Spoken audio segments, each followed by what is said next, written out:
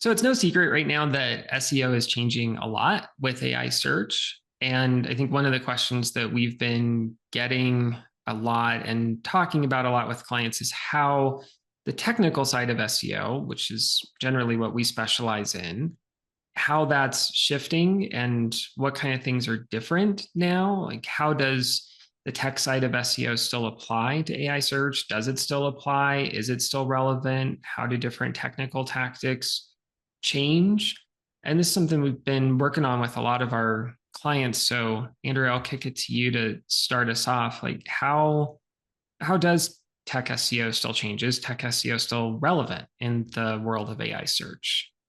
Yeah, I mean, certainly right now, as AI continues to grow and websites and the web in general maintains or continues to be the primary source of um, content that the AI agents are sourcing, citing, using to teach their large language models. Um, the technical health then of a website remains really important for AI, for users, and for traditional SEO efforts, um, because it's being used in so many different ways. Yeah, it is. I mean, and they are depending on the websites. And what that means is that, we've always had to think about how bots use our websites. But I think that's even more important now than in the past, where in the past we had to think about, okay, can Google go to your page and fetch content? Okay. Now it's not just, Google going there, it's lots of other bots that are going there. So you have to think about how they're hitting your website. Are they finding everything on your website? How are they using the website? And when we've looked at clients' log files, we see that each of these bots just kind of behaves differently, different types of pages that are hit, different frequency of how they're hit, different ways they move through the site. So it's, yeah, I mean, you have to think about the website right now because that is the source and likely will continue to be a source of content for AI engines.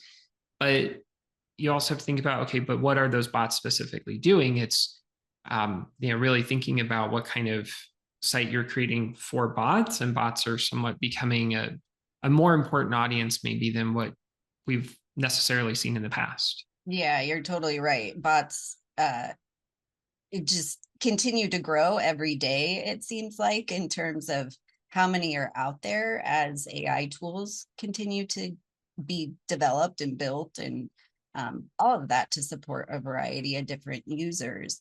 And log file analysis has always been a part, especially I think, of technical SEO, Right. but log files historically have not been easy to access for a lot of people. They may not know where they are. They may be kind of safeguarded within an IT department where there's a lot of infrastructure you have to get through to access them, making the analysis of log files harder sometimes, but now more important than ever. Yeah. And just getting access to it. I mean, we've struggled with that for some of the clients we work with. And in some cases, it's internal challenges. In other cases, there wasn't much data stored in log files. We've worked with clients that they maybe have a week's worth of data or maybe a month's worth of data. And some of that's internal decisions from IT, some of that's external decisions imposed by the hosting company with what they keep. That's the only data we really have available right now to really understand what's going on. And, you know, we don't have a Google Search Console for ChatGPT or Perplexity, and even Google Search Console, right? It doesn't tell us anything about Google's AI overviews and AI mode. It just gives us a general sense of what Google's crawling, but not any details about that. And Google Search Console is sampled even at that. So we need more rich information from log files, just to understand things.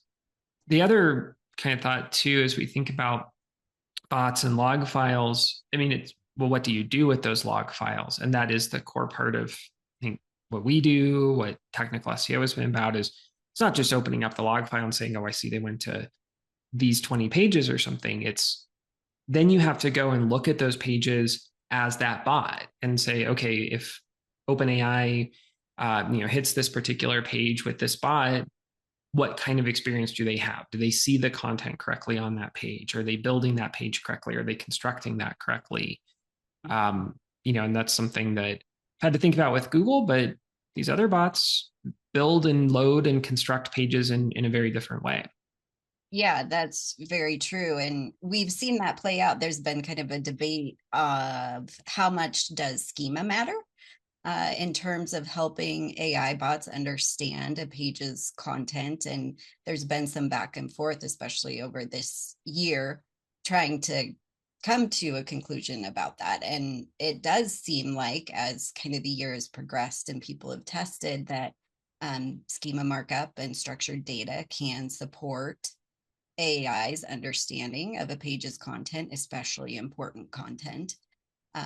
And so you're absolutely right. Figuring out what bots are hitting the content, how they're rendering it, and then also what is kind of the back end structure of that page's content that's also supporting their information access and really knowing what's on the page. Right. And schema can help. Maybe it doesn't help. I mean, where I think a lot of the experiments are kind of pointing to, including some that we've done, is that it's tough to know if it helps with training bots that are influencing LLMs. It's a little harder to tease out whether or not they're influencing search bots. They're building, they're actually like constructing pages for the list of results or citations. But where it's much easier to spot schema being used is with bots like ChatGPT user. So this is a bot that goes to the site on behalf of a user. So you go to ChatGPT, you ask a question, ChatGPT has to hit a website on your behalf. Well, when we've tested that, we see that ChatGPT is responding with things that are only available in schema, and other people have found that as well. So that's where I think technical SEO still really matters. And that's the kind of stuff that we do for clients, other people on the technical side of SEO do, is experimenting with this type of stuff. If you add schema, does it affect anything? Does it influence anything? At this point, it's all changing. I mean, maybe schema won't matter 6 months from now. Maybe it will, but that's the role tech SEOs need to play right now. Mm-hmm. Absolutely. And interestingly on that, I saw Google just announced like 3 new schema types that they're going to beta test. And so is that a little bit of a clue into even how they're understanding or expanding the way that schema can support a wide variety of models that they may be using at this point in time? Yep. Which is interesting. It's just we're in a state of evolution of all of this. And a lot of these things have fallen under the purview of tech SEO to be that lens into, is it a right fit for our website? How can we structure it technically to work well for bots, as well as supporting users when there are kind of enhanced SERP opportunities or things like that. So you're absolutely right. Like it is tech SEO's job to help be a point of view on the opportunity that may exist for a site. Yeah. Well, and it gets to what we've always felt about technical SEO and what we've tried to help clients with is you have to think about it more broadly. It's not just thinking about, okay, I'm going to do these technical things to influence what a search result looks like. That's part of it. But it's more broadly looking at how good technically is this website for bots and for people coming to the site. And that's where I think that broader view of just sort of the technical health of the website is more important to keep in mind because, okay, you can look at something like schema and say, well, maybe it does or doesn't directly influence something, but is it indirectly influencing things or not? The other example I'm kind of thinking of is HTML structure. Do you use proper HTML structure? Do you use semantic HTML? That, yes, changes things for bots. Maybe it influences rankings or how it learns from the page, but it absolutely also influences accessibility. It influences browsers' ability to load the page.